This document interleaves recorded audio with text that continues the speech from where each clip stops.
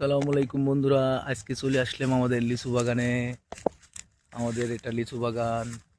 মানুষ বলেছিল যে আজকে এবার বলে আমাদের বাগানে অনেক লিচু আসছে, লিচুর পরিমাণ সবচেয়ে বেশি। আসলে মানুষের কথাই ঠিক ছিল, কিন্তু গত 7 দিন আগে আমাদের এলাকায় একটা বিশাল বড় ঝড় আসছিল। ঝড়ে এসে প্রায় তৃতীয়াংশের 2 ভাগ লিচু নষ্ট হয়ে পড়ে গেছে। দেখেন, এসব গাছের ডালে লিচু নাই।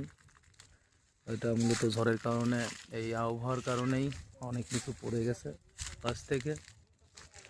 দেখেন, আমি দেখাই মাটির নিচে, দেখেন নিচু পড়ে আছে কত। পাখির কারণে সব নিচুর অবস্থা খুবই খারাপ। বেরোয়ান গ্রাম, আটগুড়িয়া, পাবনায় এখানে অনেক লিচুই চাষ হয়। অবস্থা আরও খারাপ, দেখেন একদম ঝাঁটার মতন হয়ে গেছে লিচু পড়ে গিয়ে। এদিকে ঝড়ের মানে সাপোর্টটা বেশি জোরে রাখছিল।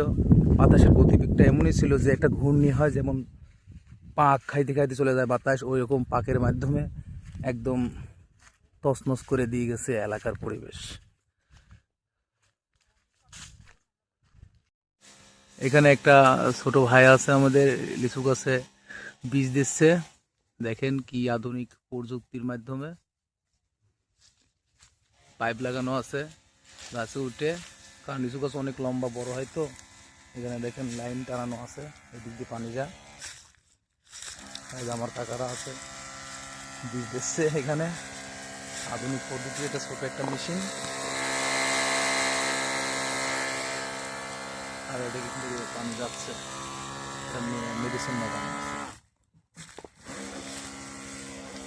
ধরা চলে আমাদের গ্রামের সফল কৃষক। এটা কে? এটা আমার বাড়ির লোক দেখতেছি। তুমি এখানে কি করো? হ্যাঁ, এই তো লিচু গাছে আমাদের বাবু ঝোলে খেলতেছে। দেখেন, আপনাদের সবারকে এই দাওয়াত দিলাম, আমাদের লিচু যখন বড় হবে সবাই 1 পিস করে লিচু এসে খেয়ে যাবেন। ধন্যবাদ সবাইকে, ভালো থাকবেন, আল্লাহ হাফেজ।